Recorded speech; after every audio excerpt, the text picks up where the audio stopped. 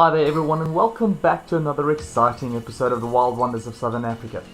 Now today's animals aren't that wild. In fact, they're my pets and these are the three new leopard geckos that I got. So let me introduce you to them.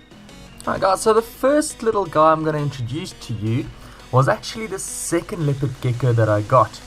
His name is Clark, and you'll notice with the other names as well, Clark is shedding at the moment. He's still a little guy, and being this young, he is not tame yet. So you'll see if I get a little bit closer, he's going to start making noises. Hi Clark. And you can see the skin on his face is still shedding. Now, Clark's setup is quite simple.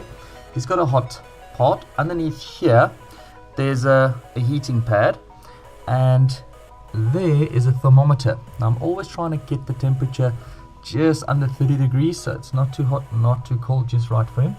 He's got a water ball over here.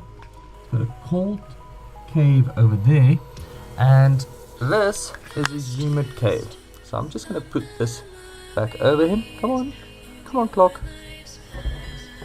And they can hear quite well. Are you moving? Yes you are. There we go. So that's the first little one. Now Clark's a male, and because I'm not breeding with him yet, I have decided to put him in his own setup. And let me just stand back a little bit so you can see the setup is quite nice.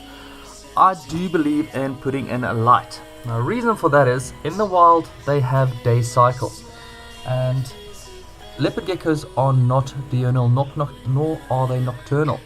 They come out early mornings and late afternoons, just before the sun sets or just before it rises. And the reason why I have this light in here, it's not a very high voltage, it's a small little bulb, but it provides it with a daylight nighttime simulation. So Clark will know that now it's light, now it's dark. And this light does give it an extra vitamin D supplement, so I think it's important that he gets that. There's some mealworms. Clark also gets crickets, and now and again he gets a treat of Novi grubs, and then also I have some cockroaches that I give to them. So that's my first leopard gecko. The second two ladies, let me just close here, and I also do have a little locking mechanism, and if I can just, well, I'll do that just now. I'll show you with the ladies. The ladies setup is a little bit larger, and I put the locking mechanism on the sole purpose to keep them safe, and if I have friends with small kids, that they don't just open up and play with the geckos without my supervision. But also I've got cats, and the cats do tend to be interested in the geckos. So in here I've got a piece of slate. The slate is to help them get their nails short. In the wild they do like rocky crevices. It's not desert areas in Pakistan where they're from. It's actually very nice. I'll do an update video in the future and show you a little bit more information about where they're from originally. I've got sphagnum moss in here. This is the warm area. In the warm area, they've got a warm cave with a bit of moist sphagnum moss. Then they've got ReptiSafe substrate.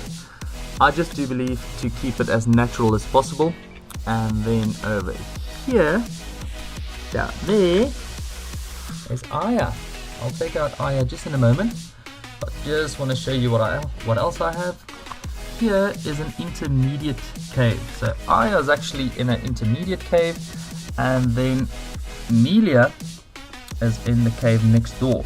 So it's in between hot and cold for Emilia at the moment, but I'll show her to you just a while. And then I've got a cold cave, which is also my humid cave there in the back, so that helps them with shedding. Then I've got a water bowl for them as well, and vitamin D3 and calcium powder. And you'll see there's a few mealworms in there that they haven't eaten yet, but every now and again they get mealworms as treats, and I try and give them more of a variety of crickets and cockroaches. The Novi grubs that I showed you earlier, this is just a treat. I do not want to feed them too much of that. So, let's see if I can get... who shall I get out first? I'm going to get out Emilia first. Alright guys, now, this is Emilia. She is a tangerine. And I'm not sure if my GoPro is going to pick this up, but she's got stunning colors. She's quite large. I do believe that she probably was used as a breeder, and the pet shop I got her from, well, needless to say, they had her in a very tiny little setup, and she was my first. She was my rescue leopard gecko, and I really love her. She is so cute. Oop, come here. Here we go. And she's got a very cool little personality. Say hello to the camera. Right. Emilia, there you go. I'm going to put her back. And into your cave you go, my dear. And then let's see. Oop, are you coming out? Come out. Come out. Yeah, you can go to bed after I'm done. This... here's Aya. You can see the... ooh, Aya's not in the mood really. Right, Aya here needs to shed. You can see she's really nice. The little male I got, Clark, he's a bit of an ass. He really does not like me picking him up, and I do not like picking up the geckos either. I think it's not that natural, and I try always to give them their space. You can see if you touch her, she does react. But yeah, I am going to feed them a little while, so I'll see if I can record them eating a little bit. Okay, so I'm going to put her back and then just talk a little bit more about their setup. Here you go. Go back. That's it. That's it. And she's moving towards the hot side. And underneath here, underneath the piece of slate, I also have a heating pad for them. And the piece of slate actually gets quite warm, also because of the infrared light I have here. And the temperature and humidity needs to be checked daily.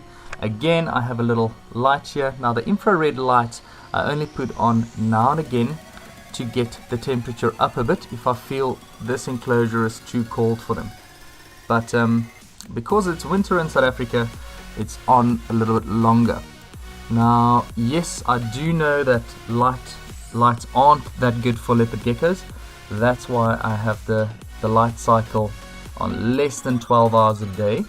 And the infrared, even though we think they can't see it, they can. Leopard geckos can see infrared, so I have that cycle on less as well. Alright, now let's see if they're going to eat something. Right, I'm going to start with a little mealworm with Clark. I just always hold it above there. And we'll see if he's going to take it or not.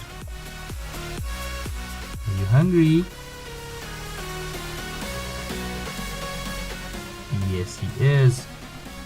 Good job, Clark. There we go. And now, for some reason, they do not like mealworms, but let's try a cricket tonight. And see if Aya's going to go for the cricket. Yes, she took it.